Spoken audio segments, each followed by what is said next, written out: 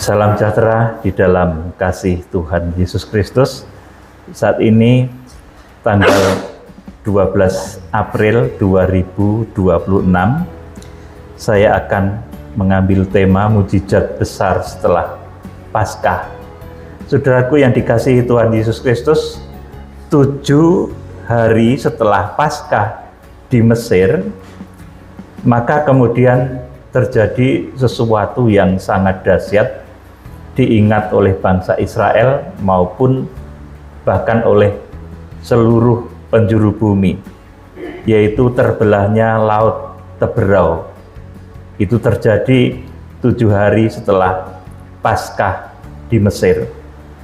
Kemudian 40 hari setelah Paskah kebangkitan Tuhan Yesus Kristus juga terjadi peristiwa yang begitu dahsyat. Dan ini diperingati oleh baik orang Israel yang membaca Alkitab, yang terima Tuhan Yesus, bahkan juga di seluruh penjuru bumi dengan mujizat besar, yaitu Tuhan Yesus Kristus yang naik ke surga. Kemudian di akhir zaman, saudaraku, akan ada X masa setelah Paskah terakhir yang secara apokaliptik tertulis dalam Wahyu pasal 10 ayat 1 sampai 11. Nanti akan ada X masa setelah Paskah terakhir itu, maka kemudian akan terjadi mujizat besar bagi orang yang mencapai kualitas iman tertentu, dan mujizat itu disebut sebagai harpazo atau pengangkatan. Kemudian pada saat itu juga terjadi pengungsian untuk orang-orang yang mencapai rohani ruang kudus, dan pada saat itu juga terjadi masa antikris dan ada orang-orang tertinggal, yaitu orang-orang yang imannya kanak-kanak atau pelataran bait suci Allah. Saudara, jadi dari peristiwa 3 hal yang sudah kita pelajari tadi, maka Paskah adalah awal dari sebuah langkah menuju mujizat besar yang tidak terfikirkan. Jadi Paskah itu merupakan awal dari sebuah langkah menuju mujizat besar.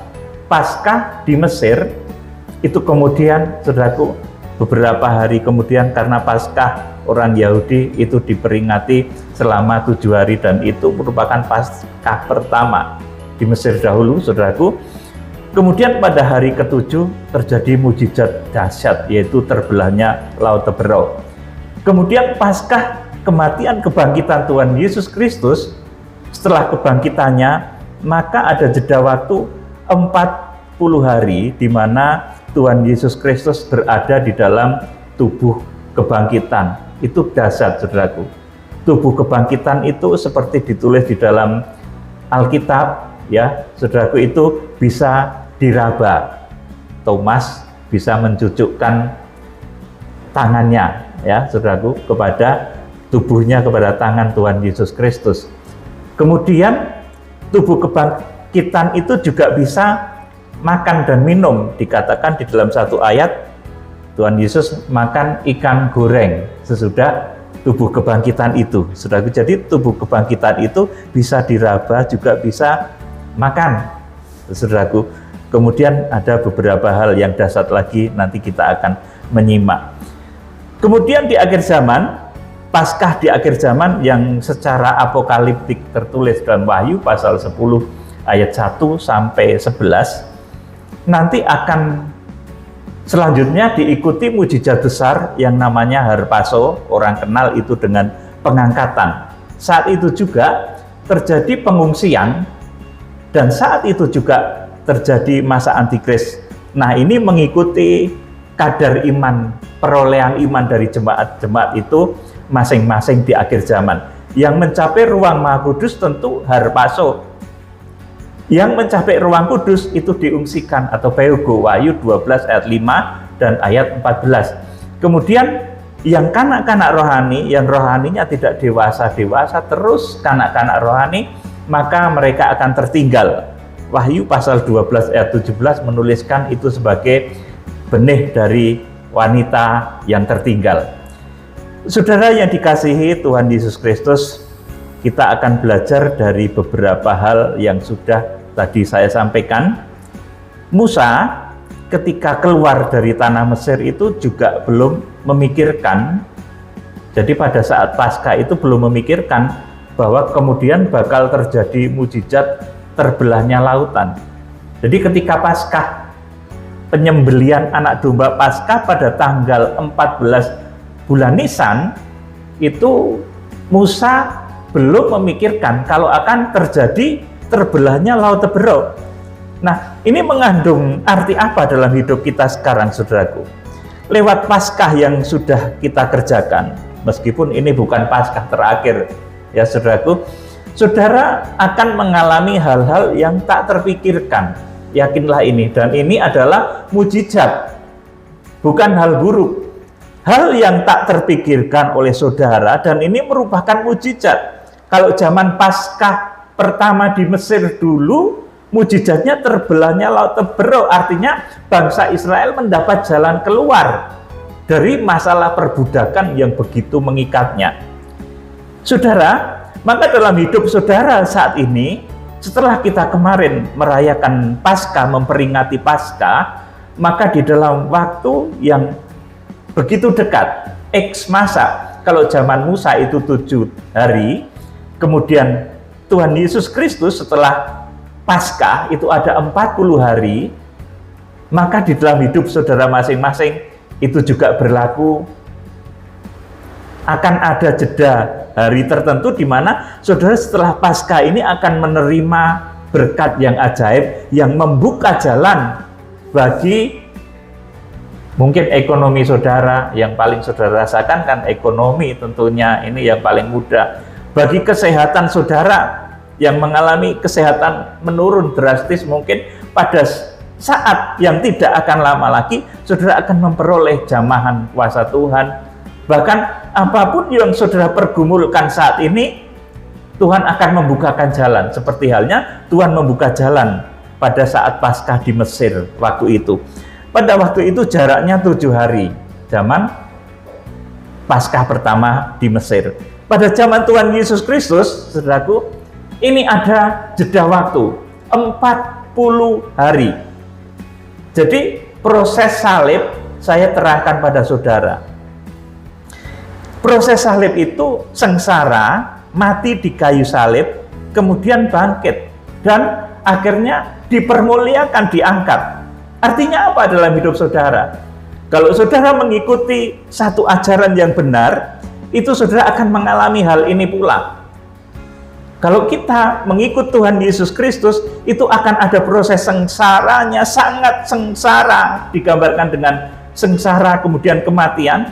Saudara juga akan mengalami kebangkitan. Jadi Paskah itu satu terobosan, satu kebangkitan yang dahsyat. Jadi ini juga digambarkan melalui warna-warni di dalam pintu gerbang bait suci, baik di pelataran, di pintu gerbang, kemudian maupun di ruang kudus, pintu kemah, sampai dengan pintu tirai itu ada warna-warni itu. Saudaraku, artinya apa? Sebagai orang yang mengikut Tuhan dan cara mengikutnya itu benar, itu pasti ada proses sengsara, sangat sengsara, tetapi saudara akan dibangkitkan oleh kuasa Paskah. Jadi lewat Paskah kali ini saya memberitahu saudara, selain nanti saudara akan mengalami mujizat-mujizat besar di dalam pergumulan saudara pribadi, lepas pribadi, saudara akan menerima kuasa Paskah yang tak terduga, tak terpikirkan, berkat yang luar biasa akan saudara terima, kemudian jalan keluar yang tak terpikirkan juga akan dibukakan oleh Tuhan. Saudaraku yang dikasihi Tuhan, jadi proses kematian kebangkitan Tuhan Yesus Kristus ini menggambarkan bahwa sebagai orang yang memasuki pintu gerbang dengan benar, beribadah dengan benar, orang yang memasuki pintu kemah dengan benar, orang yang memasuki pintu tirai dengan benar, itu ada proses sengsaranya, kematian, tapi juga ada kebangkitannya. Artinya kita itu tidak sengsara terus, saudaraku. Ada saatnya kita dipermuliakan. Saya yakin deh, saudara, pada saat ini mungkin saudara masih di warna merah, warna sengsara, tetapi tidak akan lama lagi saudara itu akan diberikan keubahan, diberi jalan berkat oleh Tuhan untuk saudara itu mengalami warna biru, warna kebangkitan. Karena namanya proses salib itu tidak warna merah terus, ada warna biru. Tidak kebetulan saat ini pakai biru, ya karena adanya biru, ya saudaraku, bukan karena apa-apa, ya saudaraku, saya pakai jas biru, ya saudara. Jadi ada saatnya menjadi orang Kristen yang masuk melalui pintu gerbang yang benar, yang masuk pintu kemah yang benar, yang masuk pintu tirai yang benar, itu akan mengalami kebangkitan di dalam hidupnya, dalam hal ekonomi, kesehatan. Dia akan dibukakan jalan secara ajaib oleh Tuhan. Ini makna yang kedua. Jadi selain saudara nanti di dalam waktu dekat, saya yakin saudara akan menerima berkat-berkat ajaib, saudara juga diberi satu kepastian bahwa mengikut Tuhan Yesus Kristus itu tidak warna merah terus, tetapi ada warna birunya juga. Artinya ada kebangkitannya juga. Bahkan setelah kebangkitan saudara akan dipermuliakan. Saudara, jadi Musa itu ketika keluar dari tanah Mesir juga nggak mikirin kalau bakal terjadi mujizat terbelahnya lautan. Nggak mikirin waktu itu, saudaraku. Yang dipikirkan ya Musa keluar ke padang belantara. Jalannya di mana entah, belum tahu. Karena kemudian menjelang Musa itu menyeberang laut Teberau, selanjutnya dipimpin oleh tiang awan dan tiang api. Saudara, jadi langkah Musa ini betul-betul dipimpin oleh kekuatan Tuhan. Saudara, kemudian ini pada zaman Musa, jadi Musa itu nggak mikirin pada saat Paskah bahwa 7 hari kemudian akan terjadi mujizat dahsyat dalam hidup saudara sekarang yang bisa memahami firman ini. Mungkin saat ini saudara nggak mikirin 7 hari ke depan atau berapa hari ke depan, karena antara Paskah Musa dan Paskah Tuhan Yesus ini beda ya jeda waktunya, saudaraku. Dalam hidup saudaraku tentu akan ada jeda waktu. Setelah saudara menerima berita Paskah ini, nanti saudara akan ada jeda beberapa waktu dan saudara sampai nggak bisa memikirkan bagaimana ini terjadi. Musa itu begitu. Ketika dia Paskah pada tanggal 14 bulan Nisan, itu belum memikirkan bahwa nanti hari ke-7 itu akan terjadi mujizat besar, terbelahnya laut Teberau. Belum terpikir.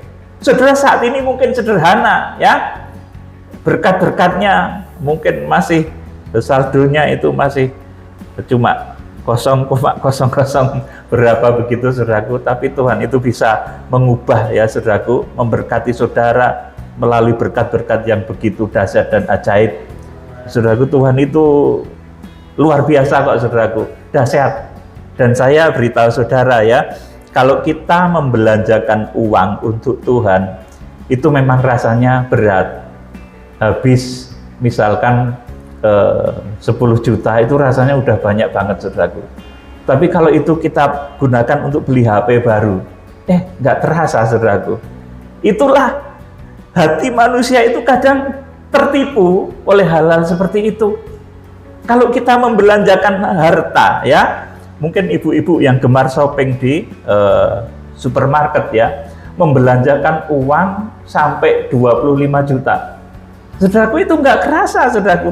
Tetapi begitu itu digunakan untuk pekerjaan Tuhan, aduh kok oke ya, terasa, saudaraku, oke banget ya. Ternyata begitu, hati manusia itu kadang dimanipulasi. Makanya saya memberitahu saudara, kalau saudara memperhatikan pekerjaan Tuhan, itu saudara akan diberikan oleh Tuhan satu kekuatan Paskah, di mana saudara akan menerima berkat yang ajaib di dalam X masa yang ke depan. Tentu ini menurut pergumulan saudara masing-masing. Zaman Musa 7 hari, Tuhan Yesus saudaraku 40 hari. bukan karena Tuhan Yesus kurang hebat. Dia justru di dalam waktu 40 hari itu dia memberitakan kerajaan Allah di dalam tubuh kebangkitan tadi. Nanti kita akan membaca ayatnya. Saudara, ini Paskah zaman Musa. Kemudian Paskah kematian kebangkitan Tuhan Yesus. Murid-murid Tuhan Yesus pun tidak habis pikir bahwa Tuhan Yesus itu bangkit dan naik ke surga. Saudara, perhatikan ini baik-baik. Seandainya Tuhan tidak berwasiat, rombak bait Allah ini dan aku akan membangunnya dalam 3 hari, murid-murid tidak akan menyangka dan akan heboh banget ini, saudaraku, Tuhan Yesus bangkit. Ini tidak terfikirkan oleh murid-murid. Jadi murid-murid Tuhan Yesus pun tidak habis pikir bahwa Tuhan Yesus itu bangkit dan naik ke surga. Tetapi Tuhan memberi wasiat kalau melakukan, bahkan kalau akan terjadi ini. Nah, di akhir zaman pun nanti banyak orang itu tidak habis pikir. Kenapa ya bisa terjadi pengangkatan? Kenapa ya bisa terjadi harpaso? Ini nggak habis pikir, saudaraku. Kita yang manusia, darah daging penuh cacat celah dan kelemahan seperti ini, bisa tidak mengalami kematian tubuh seperti 1 Korintus 15, 51, 52, dan sebagainya. Ada banyak ayat yang menuliskan ini. Saudaraku, nanti di akhir zaman akan banyak orang tidak habis pikir kenapa bisa terjadi harpaso, pengangkatan, kenapa bisa terjadi pengungsian. Di akhir zaman akan banyak orang tidak habis pikir. Jadi saudara, saya beritahu bahwa kalau kekristenan kita di akhir zaman itu tidak punya arah, saudaraku, nanti asal percaya nanti pasti selamat masuk surga, ya oke. Itu sudah benar. Tetapi di akhir zaman akan ada arah yang lebih spesial lagi, di mana saudara akan dibawa kepada rencana Tuhan, yaitu harpaso atau pengangkatan. Nah, ini kan hal yang tak terfikirkan. Saudaraku, kebangkitan Tuhan Yesus pada hari yang ketiga itu juga hal yang tak terfikirkan. Kemudian terbelahnya laut Tebero itu juga hal yang tak terpikirkan, tetapi dikerjakan Tuhan. Demikian pula harpaso di akhir zaman. Itu hal yang tidak terpikirkan juga, tetapi dikerjakan oleh Tuhan di akhir zaman. Jadi, mujizat setelah Paskah di Mesir, itu terbukanya laut Tebero. Ini tertulis dalam kitab Keluaran, pasal 14 ayat 15 sampai 31. Terjadi pada tanggal 21 bulan Nisan atau 7 hari setelah Paskah di Mesir dirayakan atau akhir dari hari raya roti tak beragi. Kita akan membaca di dalam kitab Keluaran, kita belajar dahulu dari fondasinya ya. Jadi fondasinya perjanjian lama, kemudian digenapi dalam perjanjian baru, kemudian disempurnakan nanti di akhir zaman ketika harpaso. Kita akan membaca Keluaran pasal 14 ayat 15 sampai 31, dibaca Pak Nendra ya. Menyeberangi laut Tebero. Berfirmanlah Tuhan kepada Musa, "Mengapakah engkau berseru-seru demikian kepadaku? Katakanlah kepada orang Israel supaya mereka berangkat. Terus, dan engkau angkatlah tongkatmu dan ulurkanlah tanganmu ke atas laut dan belalah airnya, sehingga orang Israel akan berjalan dari tengah-tengah laut di tempat kering. terus, Tetapi sungguh aku akan mengeraskan hati orang Mesir, sehingga mereka menyusul orang Israel, dan terhadap Fir'aun dan seluruh pasukannya, keretanya dan orangnya yang berkuda, aku akan menyatakan kemuliaanku. terus, Maka orang Mesir akan mengetahui bahwa akulah Tuhan, apabila aku memperlihatkan kemuliaanku terhadap Fir'aun, keretanya dan orangnya yang berkuda." 19. Kemudian bergeraklah malaikat Allah yang tadinya berjalan di depan tentara Israel, lalu berjalan di belakang mereka. Dan tiang awan itu bergerak dari depan mereka, lalu berdiri di belakang mereka. Ya, jadi mulai dari sini perjalanan bangsa Israel yang dipimpin oleh Musa itu juga dituntun oleh tiang awan dan tiang api. Tapi nanti tiang awan dan tiang api itu akan berhenti ketika bait Allah dibangun oleh Salomo ya saudaraku. Terus Demikianlah tiang itu berdiri di antara tentara orang Mesir dan tentara orang Israel. Dan oleh karena awan itu menimbulkan kegelapan, maka malam itu lewat, sehingga yang satu tidak dapat mendekati yang lain semalam-malaman itu. Terus Lalu Musa mengulurkan tangannya ke atas laut, dan semalam-malaman itu Tuhan menguakkan air laut dengan perantaraan angin timur yang keras, membuat laut itu menjadi tanah kering, maka terbelahlah air itu. amin. Dikatakan kekuatan malaikat itu seperti kekuatan badai dan api. Nah, di sini Nabi Musa mempraktekkan itu ya saudaraku, lewat kekuatan malaikat Tuhan, dia menguakkan laut Tebero melalui perantaraan air angin timur yang kuat.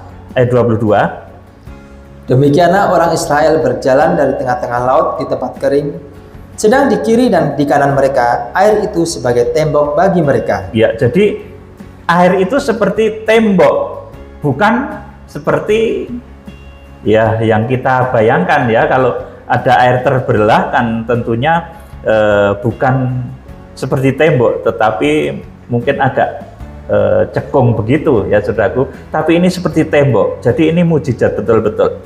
Terus orang Mesir mengejar dan menyusul mereka, segala kuda Fir'aun, keretanya dan orangnya yang berkuda, sampai ke tengah-tengah laut. 24. Dan pada waktu jaga pagi, Tuhan yang di dalam tiang api dan awan itu memandang kepada tentara orang Mesir, lalu dikacaukannya tentara orang Mesir itu.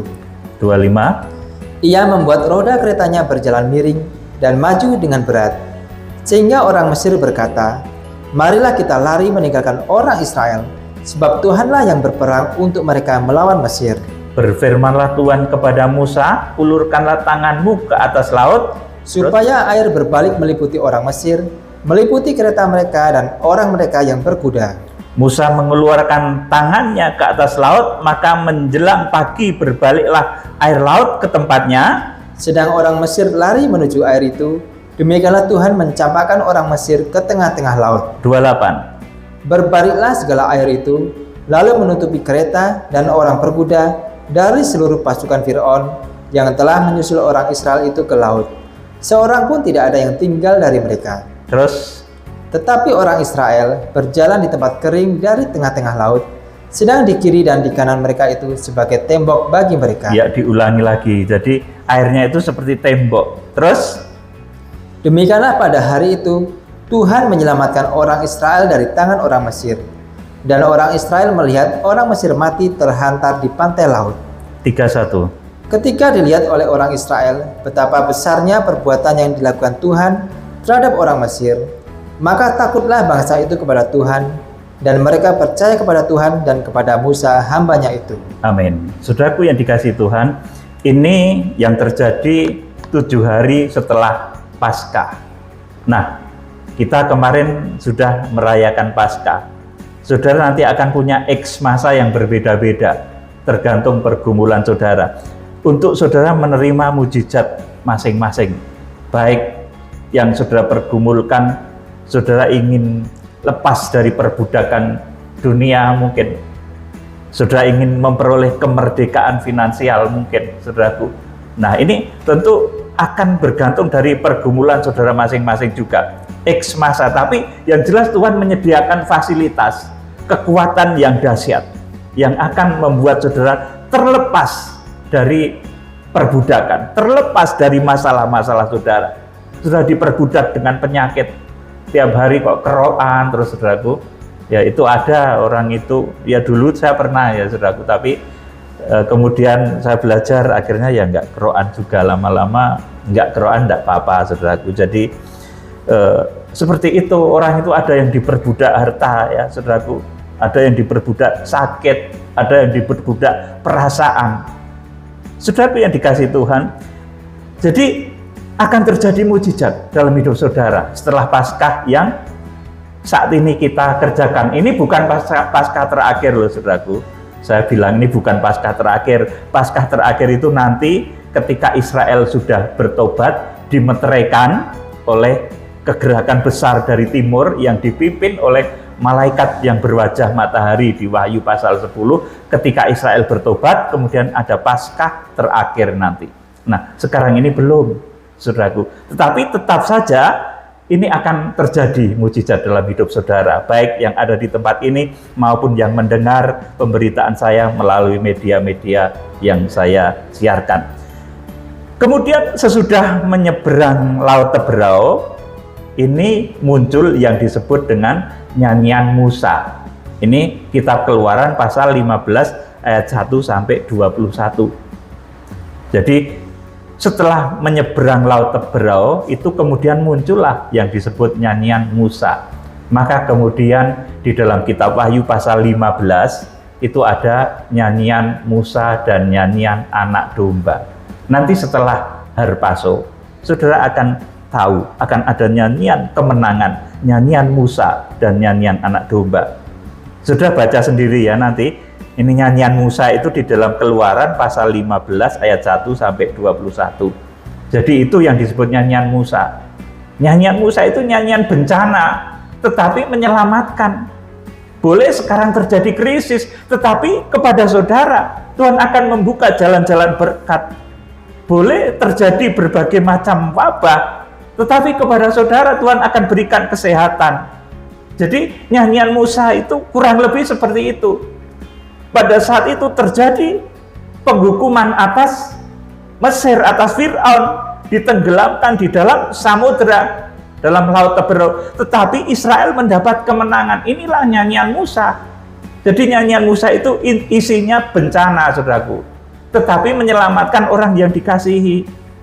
Keluaran pasal 15 ayat 1 sampai 21 itu seperti itu.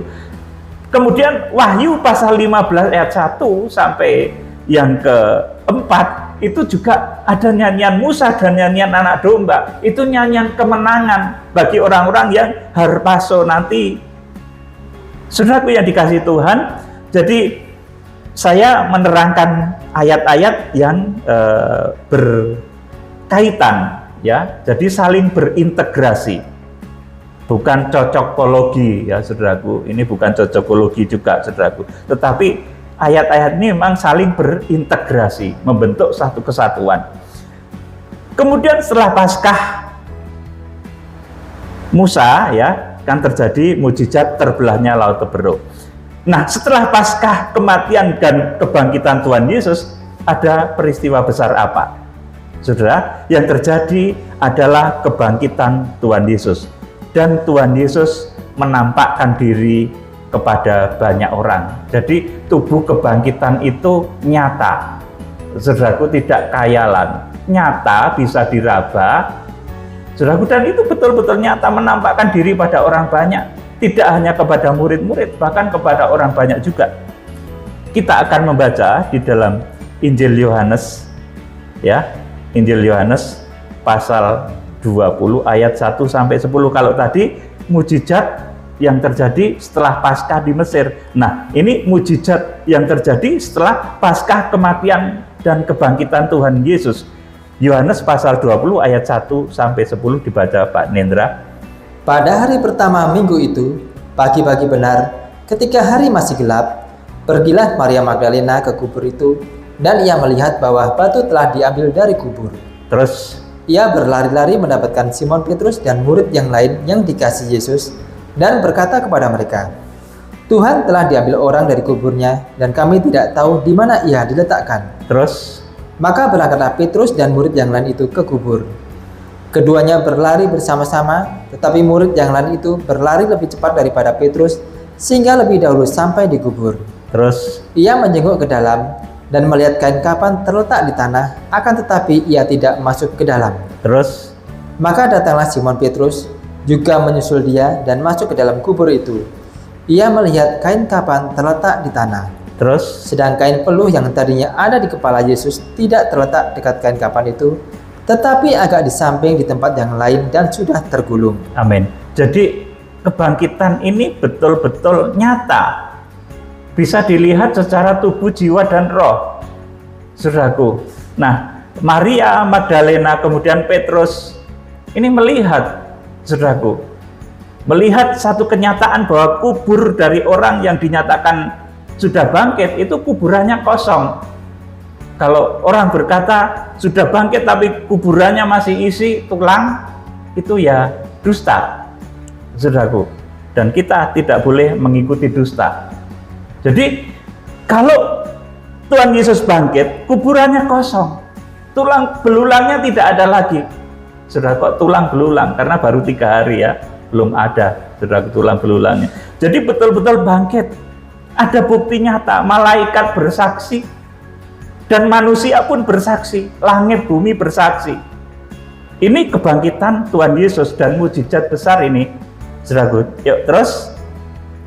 Maka masuklah juga murid yang lain yang lebih dahulu sampai di kubur itu, dan ia melihatnya dan percaya. 9. Sebab selama itu mereka belum mengerti isi kitab suci yang mengatakan bahwa ia harus bangkit dari antara orang mati.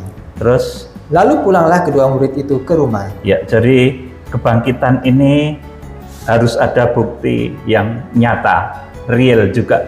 Karena manusia itu manusia tubuh, jiwa, roh. Ketika bangkit, saudaraku, maka jasadnya tidak ada lagi, tulang-tulangnya tidak ada lagi, dan kubur kosong. Makanya ada nyanyian toh, kubur kosong membuktikan dia hidup.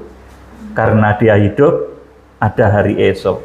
Ya, karena Tuhan Yesus pemimpin kita memang dahsyat seperti itu. Dan kebangkitannya itu betul-betul nyata. Setelah itu Tuhan Yesus juga menampakkan diri kepada Maria Magdalena, kemudian kepada murid-murid yang jumlahnya cukup banyak. Kita akan baca Yohanes pasal 20 ayat 19 sampai 23, dibaca Pak Nendra. Yohanes 10 ini lanjutnya ya, Yohanes 20 ayat 19 sampai 23. Ketika hari sudah malam pada hari pertama minggu itu, berkumpullah murid-murid Yesus di suatu tempat dengan pintu-pintu yang terkunci, karena mereka takut kepada orang-orang Yahudi. Pada waktu itu datanglah Yesus dan berdiri di tengah-tengah mereka dan berkata, "Damai sejahtera bagi kamu." Amin. Pada awal dari kematian dan kebangkitan Tuhan Yesus, ini pun murid-murid sudah takut pada orang Yahudi. Injil, kebenaran sudah mulai ditolak oleh orang Yahudi. Saudaraku, mereka takut. Akhirnya mereka sembunyi, murid-murid itu sembunyi dengan pintu-pintu yang terkunci. Ayat 20. Dan sesudah berkata demikian, ia menunjukkan tangannya dan lambungnya kepada mereka. Murid-murid itu bersukacita ketika mereka melihat Tuhan.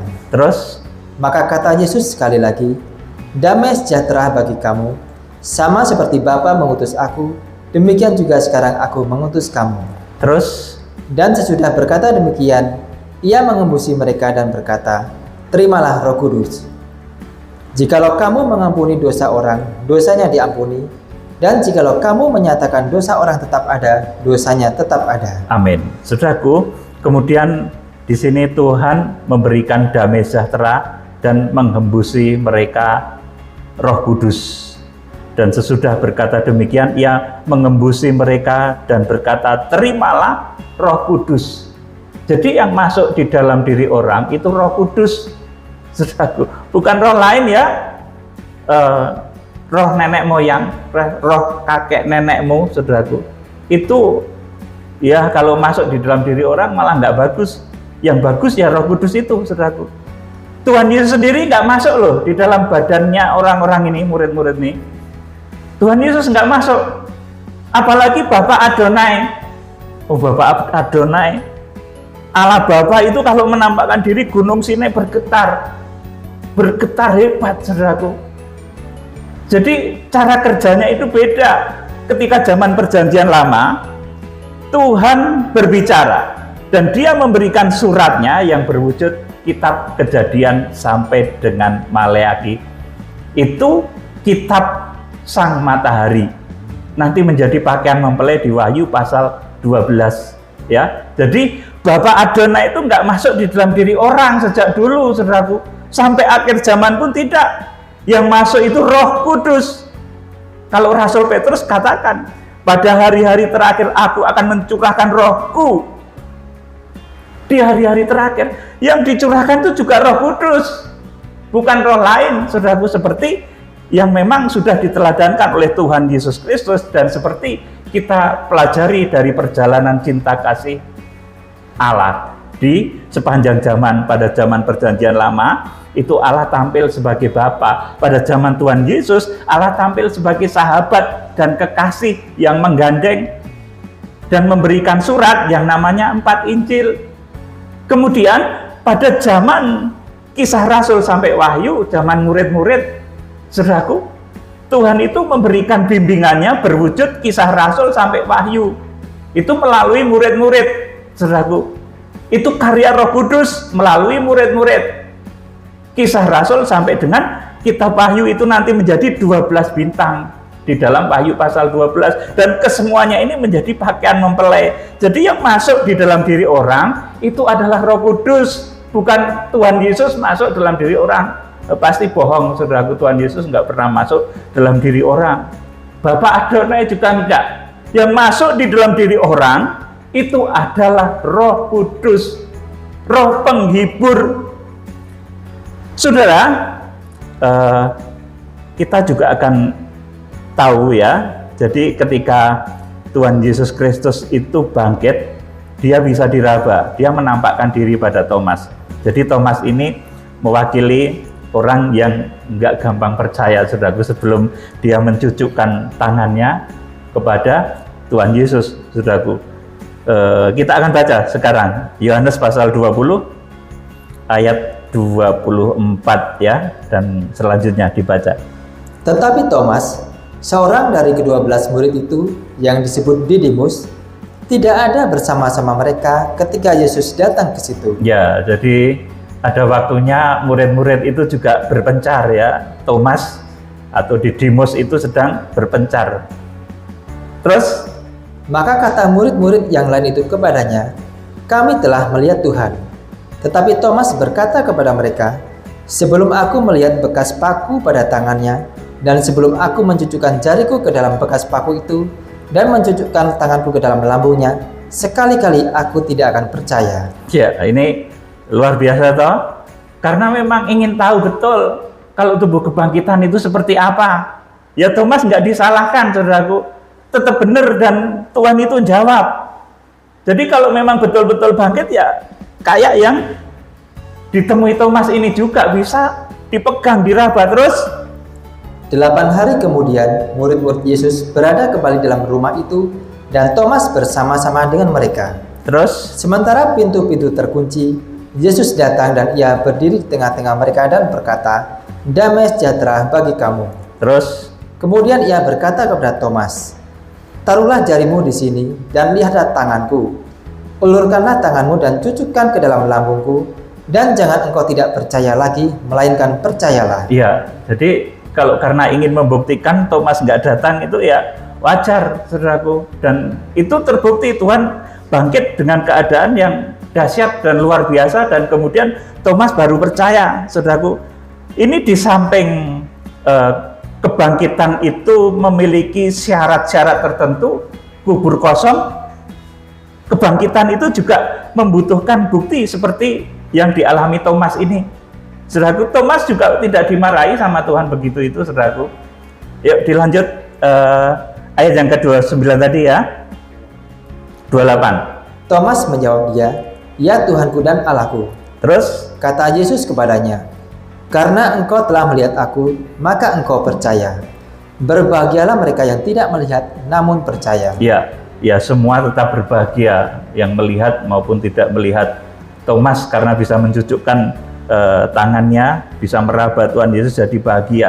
Yuk, kita juga bahagia, saudara. Kalau bisa melihat Tuhan yang sudah dibangkitkan, kita bisa meraba, ya bahagia. Tuhan Yesus itu dalam tubuh kebangkitan seperti itu. Tapi Tuhan Yesus sekarang sudah naik ke surga, dan yang bekerja saat ini Roh Kudus, saudaraku. Nah, kemudian di dalam Injil Lukas pasal 24 ayat 13 sampai 35, Tuhan Yesus di dalam tubuh kebangkitan juga menampakkan diri di jalan ke Emmaus. Itu bisa saudara baca di Injil Lukas pasal 24 ayat 13 sampai 35. Kemudian dalam Injil Lukas pasal 24 ayat 39 sampai 43, tubuh kebangkitan itu bisa diraba dan bisa makan sepotong ikan goreng. Bisa sudah baca sendiri ya. Bisa sudah baca sendiri di dalam Injil Lukas itu, Injil Lukas pasal 24. Bahwa tubuh kebangkitan itu bisa diraba, juga bisa makan sepotong ikan goreng. Bayangin saudaraku, jadi tubuh kebangkitan itu bisa makan dan minum juga. Ya, saya nggak tanya apakah perlu BAB, tapi saya yakin ini enggak ya saudaraku, karena dahsyat ya saudaraku. Orang-orang yang bangkit di dalam kebangkitan pertama dan mewarisi kerajaan 1000 tahun damai, itu nanti mereka saya yakin sudah nggak BAB saudaraku, karena itu tubuh kebangkitan ya saudaraku, orang yang mewarisi kerajaan 1000 tahun damai. Saudara, kemudian setelah 40 hari Tuhan Yesus Kristus menampakkan diri kepada murid-murid dan juga kepada orang banyak, maka hari yang ke-40 setelah Paskah, maka Tuhan Yesus naik ke surga. Ini mukjizat yang sangat dahsyat. Ini tertulis dalam Kisah Rasul pasal 1 ayat 1 sampai 11 dibaca Pak Nendra. Ini ayatnya agak panjang-panjang. Kisah Rasul pasal 1 ayat 1 sampai 11. Hai Theophilus, dalam bukuku yang pertama aku menulis tentang segala sesuatu yang dikerjakan dan diajarkan Yesus. Terus Sampai pada hari ia terangkat. Sebelum itu ia telah memberi perintahnya oleh Roh Kudus kepada rasul-rasul yang dipilihnya. Terus Kepada mereka ia menunjukkan dirinya setelah penderitaannya selesai, dan dengan banyak tanda ia membuktikan bahwa ia hidup. iya, jadi kebangkitan itu dibuktikan dengan banyak tanda, baik secara lahir batin, secara tubuh, jiwa, roh. Kebangkitan itu memiliki banyak bukti dan banyak tanda. Terus Sebab selama 40 hari ia berulang-ulang menampakkan diri dan berbicara kepada mereka tentang kerajaan Allah. jadi setelah Paskah itu ada jeda 40 hari sebelum kemudian naik ke surga. Ini nanti erat kaitannya dengan Paskah terakhir di bumi yang secara apokaliptik tertulis dalam Wahyu pasal 10 ayat 1 sampai 11. Nanti setelah Paskah terakhir itu akan ada X masa juga saudaraku, sampai kepada terjadinya harpaso atau pengangkatan, sampai terjadi pengungsian, dan sampai terjadi masa antikris, karena pengangkatan, pengungsian, dan masa antikris itu terjadinya bareng saudaraku. Nah, ini sesuatu yang luar biasa ya. Coba dilanjut. Pada suatu hari, ketika ia makan bersama-sama dengan mereka, ia melarang mereka meninggalkan Yerusalem dan menyuruh mereka tinggal di situ menantikan janji Bapa. Terus? Yang demikian katanya, telah kamu dengar daripadaku, sebab Yohanes membaptis dengan air, tetapi tidak lama lagi kamu akan dibaptis dengan Roh Kudus. Terus Maka bertanyalah mereka yang berkumpul di situ, Tuhan, maukah engkau pada masa ini memulihkan kerajaan bagi Israel? terus Jawabnya, engkau tidak perlu mengetahui masa dan waktu yang ditetapkan Bapa sendiri menurut kuasanya. amin. Jadi sebelum Tuhan naik ke surga, saudaraku, ini murid-murid bertanya, maukah engkau pada masa ini memulihkan kerajaan bagi Israel? Jadi memang waktu itu yang diharapkan raja ya saudaraku, yang menyelamatkan bagi Israel, tapi Tuhan belum mau, karena ada rencana untuk menyelamatkan kita, Zaitun liar saudaraku. Kalau pada saat itu Tuhan sudah mau, ya malah tidak terjadi apa yang terjadi pada saat ini saudaraku. Dilanjut. Tetapi kamu akan menerima kuasa kalau Roh Kudus turun ke atas kamu, dan kamu akan menjadi saksiku di Yerusalem dan di seluruh Yudea dan Samaria dan sampai ke ujung bumi. 9. Sesudah ia mengatakan demikian, terangkatlah ia disaksikan oleh mereka, dan awan menutupnya dari pandangan mereka. Terus Ketika mereka sedang menatap ke langit waktu ia naik itu, tiba-tiba berdirilah dua orang yang berpakaian putih dekat mereka, 11. dan berkata kepada mereka, Hai orang-orang Galilea, mengapakah kamu berdiri melihat ke langit? Yesus ini yang terangkat ke surga meninggalkan kamu akan datang kembali dengan cara yang sama seperti kamu melihat dia naik ke surga. Ya, jadi Tuhan Yesus Kristus naik ke surga ini di Bukit Zaitun, ya saudaraku. Maka nanti Tuhan akan kembali menjejakkan kaki di Bukit Zaitun, tertulis di dalam kitab Nabi Zakaria, untuk menangkap antikris dan nabi palsu di akhir masa antikris, ya saudaraku. Saudara yang dikasih Tuhan, kembali pada topik semula. Jadi ini saya menceritakan tentang Paskah zaman Musa, kemudian Paskah kematian kebangkitan Tuhan Yesus Kristus, dan mujizat ketika dia naik ke surga. Nah, nanti setelah Paskah terakhir di bumi yang ditulis secara apokaliptik di dalam Wahyu pasal 10 ayat 1 sampai 10, dan peristiwa itu terjadi pasca pemeterian Israel, maka akan ada sedikit waktu lagi sampai pada hari masa Harpaso atau juga pengungsian. Ini sedikit sulit tapi saya jelaskan ya, saudaraku. Jadi nanti di akhir zaman akan terjadi Paskah terakhir. Kalau Paskah zaman Musa menyelamatkan bangsa Israel dari perbudakan di Mesir, Paskah kematian Tuhan Yesus menyelamatkan umatnya dari dosa dan maut. Paskah terakhir di bumi yang secara apokaliptik tertulis dalam Wahyu 10 ayat 1 sampai 10 itu menyelamatkan manusia dari bahaya masa antikris yang lamanya adalah 42 bulan. Saudara, nanti Paskah terakhir di bumi, kejadiannya kapan ini saudaraku? Kejadiannya ketika Paskah terakhir di bumi adalah setelah bangsa Israel itu dimeteraikan. 144.000 suku keturunan Israel itu dimeteraikan di Wahyu pasal 7 ayat 1 sampai 4. Kemudian ada serangkaian peristiwa lagi sampai dengan Wahyu pasal 10 itu, saudaraku. Jadi Paskah terakhir di bumi itu setelah Israel dimeteraikan, saudaraku, bukan sekarang. Ya, dalam nama Tuhan Yesus, bukan sekarang. Paskah terakhir di bumi setelah Israel dimeteraikan, nanti akan terjadi Paskah terakhir di bumi yang dipimpin oleh tokoh yang berhasil memimpin gereja akhir zaman ini, memeteraikan bangsa Israel. Makanya di dalam kitab Wahyu pasal 10 ayat 1 sampai 10 itu digambarkan ada tokoh yang wajahnya bagaikan matahari, saudaraku. Nah, Paskah terakhir nanti akan dipimpin oleh tokoh ini. Tokoh ini siapa? Tokoh yang berhasil lewat kepemimpinannya membuat bangsa Israel itu dimeteraikan, saudaraku. Ini nanti Paskah terakhir setelah bangsa Israel dimeteraikan. Nah, sekarang ini saya beritahu saudara, perang yang melanda 1/4 wilayah bumi saja belum terjadi, saudaraku.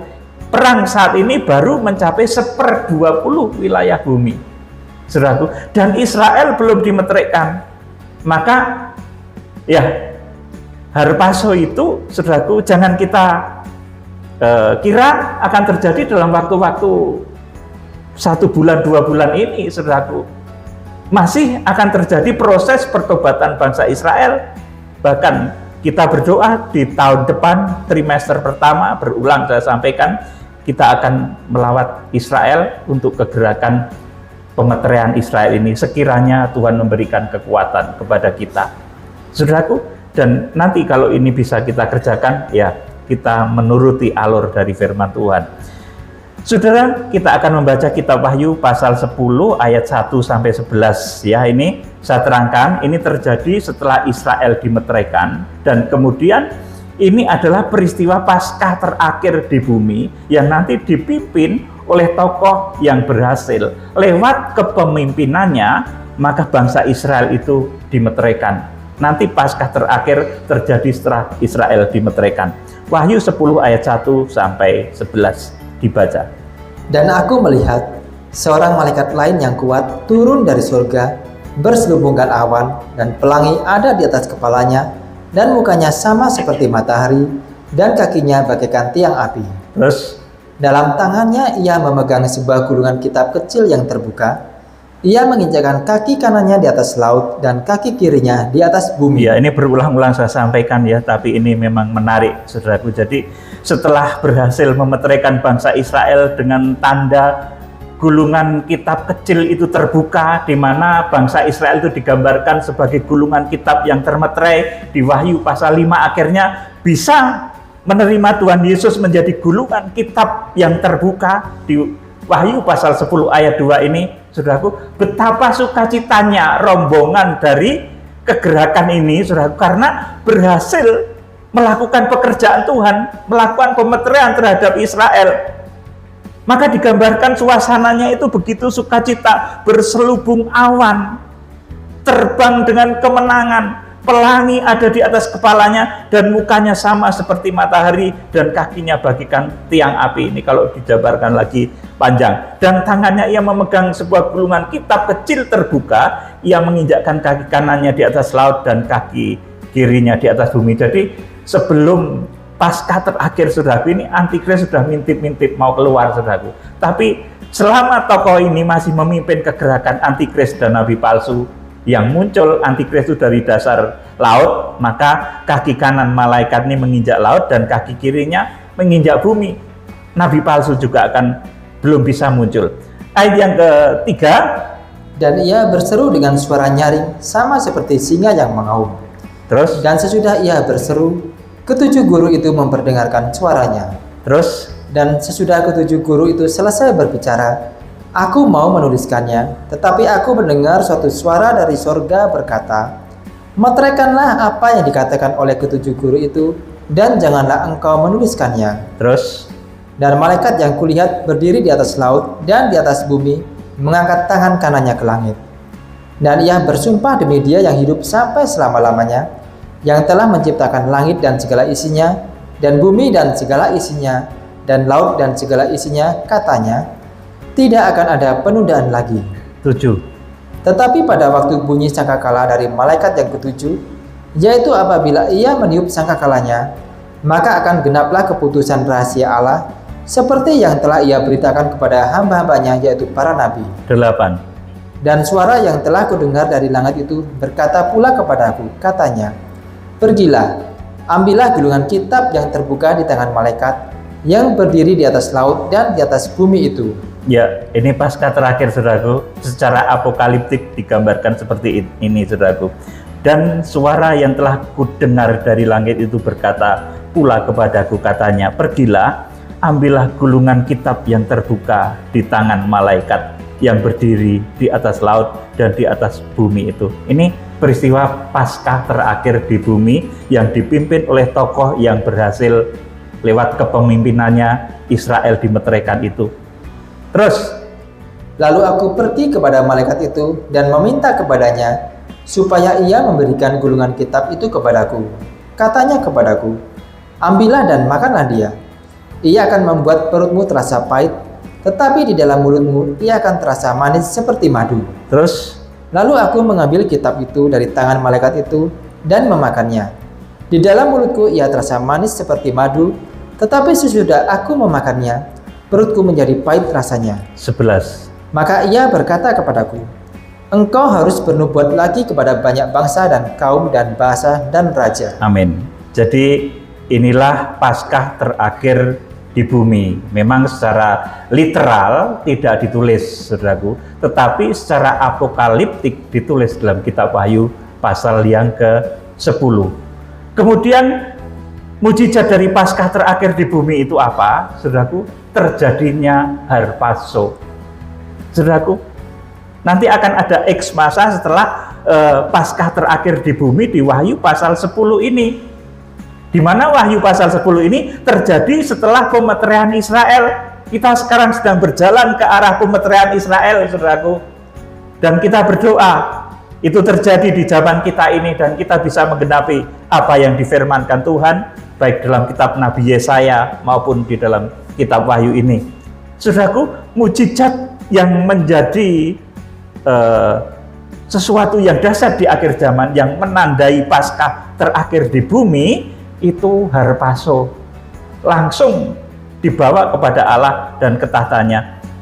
Kita akan baca Wahyu 12 ayat 1, 2. Yuk dibaca, ini ayat terakhir ya.